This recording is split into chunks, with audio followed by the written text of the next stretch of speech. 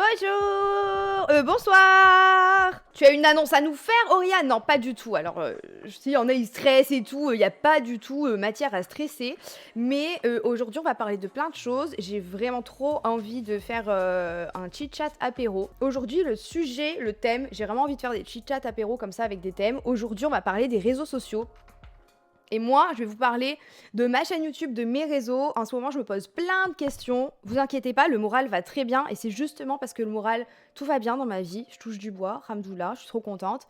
Que je peux me permettre de me poser des questions un peu comme ça. Et on va en parler ensemble. On va parler des youtubeurs. Il y a une vibe un peu en ce moment sur YouTube. On va en parler. On va parler de votre consommation à vous des réseaux sociaux, de plein de choses en fait. Je me pose vraiment plein de questions et j'ai trop envie qu'on en parle parce que vous êtes le sang de la veine, vous êtes les copains. Vraiment, on en parle en mode vous pouvez tout me dire et moi je peux tout vous dire. Je pars de ce principe-là en tout cas, que je peux tout vous dire et que c'est pas parce que je suis sur les réseaux que j'ai pas le droit d'avoir un avis. Donc vraiment, peut-être dramatime, peut-être gossip, we don't know, peut-être pas. Mais j'espère qu'on sortira enrichi en fait de cette discussion. Et je me suis même noté des petites questions, genre je vais vous poser des questions et tout. En fait, ce soir, c'est votre interview. Post-club jureux. Ça vient de commencer, Lily, tu te fous de ma gueule? Tu nous prends avec toi. Je galère, guys. En ce moment, je galère. Donc, comme vous le savez, depuis quelques mois, j'ai commencé les Auroria. Je m'amuse de ouf. Je m'éclate. Je sais pas si ici, il y en a qui suivent quand même mes vidéos sur YouTube. J'espère un petit peu, un minimum. Et j'aime trop. Vraiment, je m'amuse trop. J'adore. Je suis trop épanouie dans ce que je fais. Le problème étant que, en fait, aujourd'hui, les gens, ils se rendent pas compte. Je fais tout toute seule. Je suis pas en mode « Ah, il faut trop la plaindre, nanani, nanana », pas du tout. Et je suis pas là non plus pour que vous me ciriez les pompes en mode « Non, mais c'est trop bien, et voilà », parce que je vais pas pouvoir m'améliorer si on me dit que tout est trop bien. Mais je fais tout toute seule. Et en fait, pour vous expliquer, genre, une semaine normale, le lundi, je commence à écrire mon Auroria. Franchement, si je m'en sors bien, le mercredi, j'ai terminé de l'écrire. Mais ça me prend quand même 3 jours. Il y a beaucoup de recherches. Et moi, je veux pas faire de la merde. Je suis pas juste une youtubeuse beauté qui se dit « Oh, l'horreur, ça marche bien » ou je sais pas quoi. J'ai toujours aimé ça. Si vous me suivez depuis un moment, vous le savez. Je veux être sûre que quand je vous raconte un truc, je me trompe pas. Là, le triangle des Bermudes, je vous jure, j'ai lu des revues et tout scientifiques, j'ai regardé des reportages, franchement, je comprenais un mot sur 2, mais je me suis dit, tu te concentres, meuf, et tu vas y arriver, il faut que tu arrives à vulgariser ça pour qu'ils comprennent. Je finis de l'écrire le mercredi, sinon le jeudi matin. Ça veut dire que la vidéo que vous voyez le dimanche, j'ai commencé à l'écrire le lundi, je la tourne au mieux le jeudi, sinon je la tourne le vendredi. Ce qui fait qu'après, le vendredi, au moins je la dérush, et le samedi, je la monte. Donc quand vous voyez une vidéo le dimanche, je la commence le lundi et je la termine le samedi au soir. Au mieux, franchement, il est 23h. Je sors ma vidéo du dimanche, j'ai à peine le temps de profiter de la sortie de la vidéo, que si vous avez compris, le lendemain, le lundi, je commence l'écriture de la prochaine vidéo. En fait, c'est le piège, et s'il y a des entrepreneurs ici, on peut en parler dans le chat, c'est le piège quand tu fais un boulot qui est ta passion. Mais je pense qu'il faut pas tout accepter sous prétexte que c'est une passion. Et ouais, franchement, c'est vraiment un gros boulot. Même en montage, franchement, je me suis grave améliorée. J'ai regardé plein de tutos, j'ai acheté plein de trucs. C'est beaucoup de travail. Et je m'en plains pas parce qu'encore une fois, moi, je le vois pas le temps passer. Quand je vous dis que je passe mon samedi à monter ma vidéo, des fois, je me dis putain, mais il y a 6 heures qui viennent de passer. Je les ai pas vues, les 6 heures passées. Mais il n'empêche que le dimanche, du coup, ma vidéo est sortie et je me dis bon, voilà. Demain, faut faire tout pareil, mais pour la prochaine. Et en fait, c'est non-stop. Et c'est trop. Une vidéo par semaine, je trouve que c'est trop. C'est trop. En tout cas, sans déléguer, c'est trop. Je peux pas. Je sais, vous allez me dire, engage, délègue, nanani, nanana. Pour l'instant, je suis pas prête parce que même mes miniatures, je fais tout toute seule. Je fais mes miniatures moi-même. Les barres d'infos, le titrage, le référencement. Et à côté de ça, il faudrait que je tienne les réseaux, que je fasse toutes les collabs, que je réponde à mes mails. Et moi, je veux pas déléguer. Le montage, je veux pas le déléguer. À la limite, le dérush, je veux bien. Le montage, j'aime trop. Il faut que je délègue. Pour déléguer, il me faut des bureaux. Pour avoir des bureaux, il faut que je passe mon permis. Vous voyez, en fait, il y a plein de petits objectifs qui vont me permettre d'aller à mon gros objectif. Mais là, déjà, de base, il me faut mon permis. Après, une fois que j'ai mon permis, je vais pouvoir prendre des bureaux. Une fois que j'ai des bureaux, je vais pouvoir embaucher des gens. En fait, tout ça, ça prend du temps parce que comme je viens de vous dire, du lundi au samedi soir, je suis sur les Auroria. Donc je fais quoi? Je passe mon permis le dimanche. C'est pas... Ouais. Et mon code, là, il est plus valable que 1 an. Donc, de toute façon, il va falloir y aller. Hein. J'ai envie de faire des vidéos plus produites. Mais en fait, n'est pas Squeezie qui veut. Et du coup, c'est de ça que je voulais parler avec vous. Parce que, en tant que créateur, je pense qu'on est énormément... Je sais pas s'il y a des créateurs par ici. Peut-être que oui, des créateurs de contenu. Je pense qu'on est beaucoup à se comparer quand même à ce qui se fait de mieux sur les réseaux. Enfin, au bout d'un moment, on dit ouais, faut pas se comparer et tout. Si, bien sûr que si on se compare. Et de toute façon, si nous, on se compare pas, les gens nous comparent.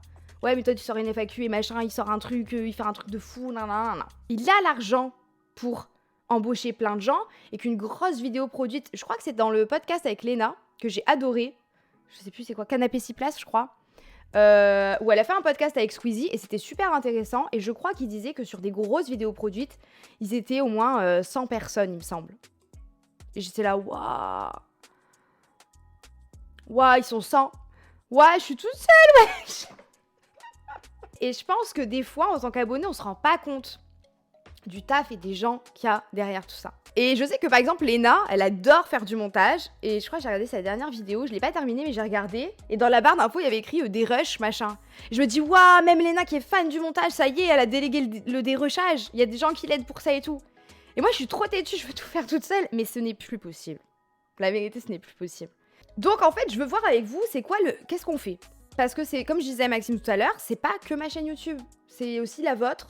Twitch, c'est pareil, c'est un truc, je me suis dit, je vais faire comme un brainstorming, venez, c'est notre entreprise, c'est nos contenus, nos réseaux, on se fait un petit brainstorming d'entreprise avec un apéro, c'est quand même pas mal, et on en parle pendant des heures s'il faut, et si vous avez envie de m'aider, il faut que j'apprenne à... quand même, let's go quoi. En fait, c'est ça que je me disais, je vais peut-être passer à une vidéo toutes les 2 semaines. Mais c'est en ça que je veux connaître votre consommation sur les réseaux, votre consommation de vidéos YouTube. Donc, je vais vous poser plein de questions, comme ça, vous pourrez me répondre. Je pense que je vais ralentir le rythme sur YouTube. Et en fait, moi, mon goal, c'est Seb. Seb, je trouve qu'il gère trop bien les choses. J'adore son taf. Parce qu'il y a pratiquement que du face cam. Il n'y a pas de grosses vidéos produites comme c'est la vibe en ce moment sur YouTube. On dirait que c'est la vidéo la plus produite et franchement, j'en peux plus. C'est trop bien, hein, mais ça devient un peu la télé. Je trouve qu'on perd le charme de juste un facecam et de quelqu'un qui vous raconte un truc. Seb, j'ai regardé, parce que vraiment là, je suis en train de regarder en termes de stats. Sur la dernière année, sur 1 an, il a sorti 10 vidéos. Ça fait même pas une vidéo par mois. Et je me dis, c'est trop bien parce que les gens, ils sont quand même là au rendez-vous. Parce que le taf, il est quali, c'est trop cool. Lui... il fait des projets à côté, hein. Attention, hein, il est sur plein d'autres chaînes et tout, mais je pense que du coup, il prend vraiment plaisir.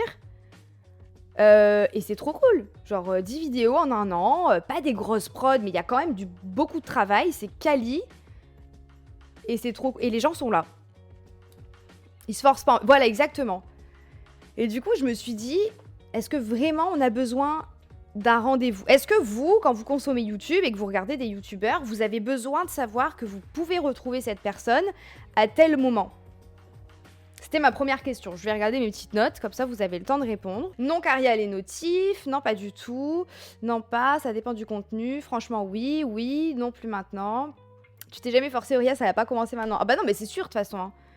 Mais j'ai quand même envie d'avoir votre avis. Moi, j'aime bien quand c'est tout le temps le même jour, mais c'est ça, c'est qu'il y a des gens, ils sont tellement habitués à voir mes vidéos tous les dimanches matins avec leur café que j'ai l'impression que c'est une trahison. Pas de planning, parfois je regarde la vidéo alors qu'elle est déjà sortie depuis quelques jours. Avant oui, maintenant non. Honnêtement oui. C'est hyper... Ah mais putain, qui est-ce qui m'a fait un sondage merveilleux? Merci aux modos d'ailleurs qui sont là ce soir, je suis complètement con, j'ai oublié de vous dire coucou déjà. Et merci pour le sondage, bah vous pouvez répondre au sondage, ça ira beaucoup plus vite. Le fait de ne pas avoir de RDV, ça rend la vidéo encore plus cool à regarder quand on voit une vidéo sortir alors qu'on s'y attendait pas. C'est super cool. Bah moi aussi. En vrai, quand je regarde ma consommation YouTube, je regarde aucun genre où il y a un rendez-vous. Juste, je traîne et je me dis « Ah, trop bien, il a sorti une vidéo. Ah, trop bien, elle a sorti une vidéo, c'est génial. » Donc non, il n'y a pas besoin d'un planning à 45%. Il y a quand même 29% de oui. Mais vous allez vous en sortir s'il n'y a pas de planning. YouTube, ils vont perdre grave du monde si ça continue à censurer à mort. Eh ben, franchement, on se dit tout ça, mais est-ce qu'on s'est pas tous dit ça à chaque changement sur YouTube? À chaque fois, on se dit « Ouais, YouTube, ça va mourir. Il y a 2-3 ans, il y avait une phase un peu « Ouais, tous les YouTubeurs vont mourir. » C'est plus du tout les mêmes stats, oh my god. On est tous toujours là, hein. Donc je sais pas. Par contre, c'est vrai que ça devient vraiment la télé de ouf. Mais je peux vous mettre l'extrait qui m'a parlé de ouf. Aussi que ça ait délié les langues et que beaucoup de créateurs se soient mis à parler de tout ça. Des fois c'est assez drôle, je discute avec des créateurs que vous regardez, que je regarde, que tout le monde regarde. Quand tu regardes leurs vidéos ça a l'air très cool, quand tu regardes leurs streams ça a l'air très cool. Et puis en fait quand tu discutes avec eux en off tu te rends compte qu'ils sont... Des fois il y en a, ils sont vraiment au bord du gouffre mais ils n'en parlent pas.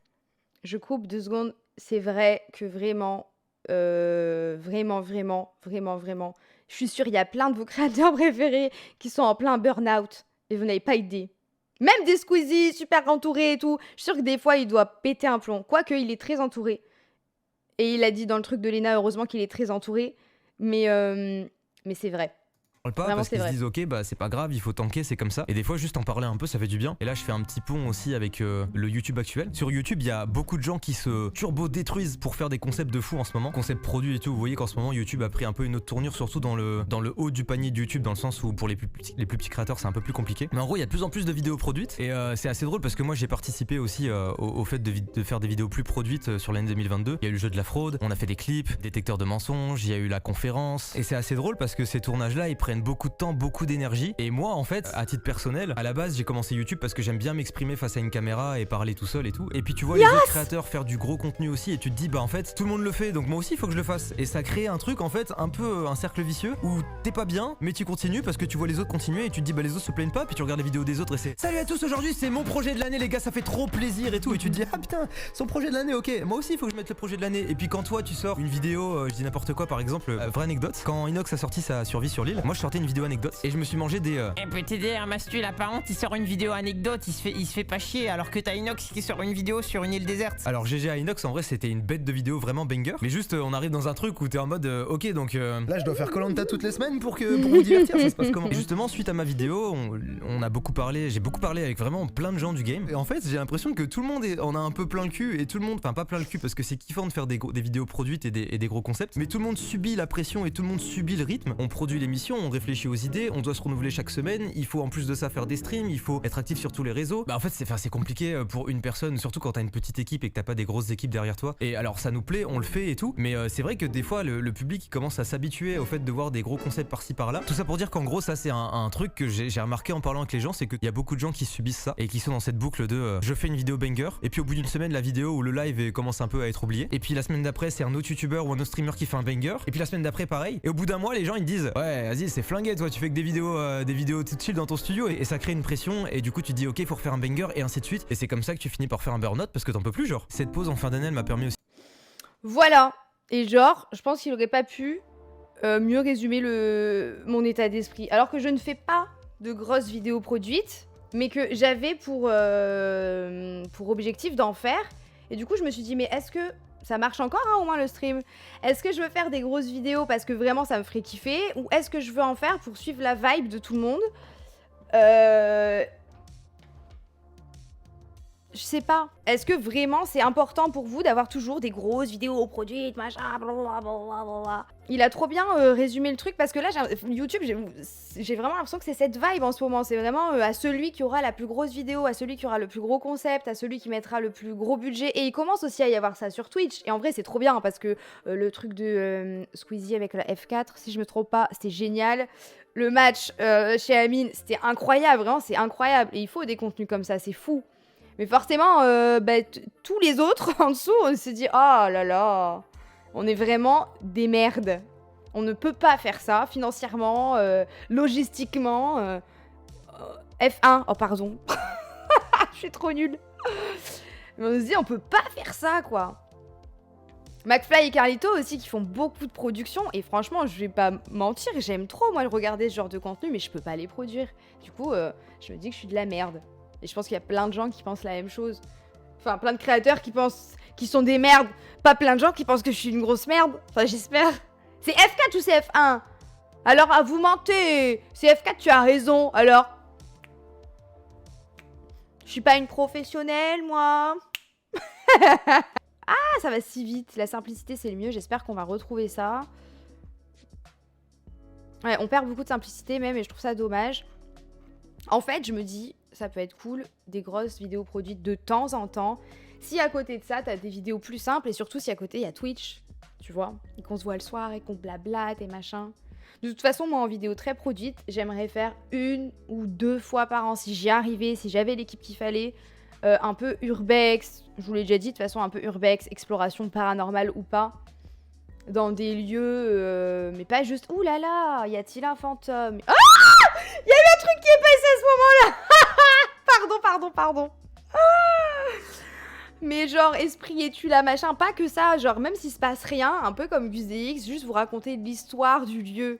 Qu'est-ce qui se passe dans cet endroit? Qu'est-ce qui s'est passé? Qui est-ce qui est passé par là? L'histoire des murs, ça m'intéresse de ouf, mais je me dis, ça va pas marcher, cette histoire-là. Mais est-ce qu'on fait les trucs pour que ça marche? Non. Mais est-ce qu'on arrive à se détacher des stats et tout? C'est dur quand même.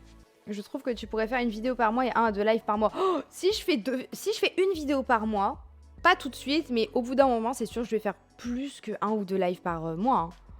Je pense qu'il y en aura au moins 1 par semaine, ça c'est sûr et certain.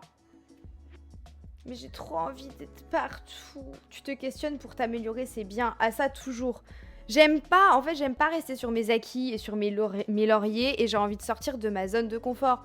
Et Maxime, je lui dis non, mais au pire, je prends une pause pendant 6 mois et je dis aux gens, écoutez, guys, je vais pas être là pendant 6 mois. Je passe mon permis, je fais ce qu'il y a à faire et je reviens.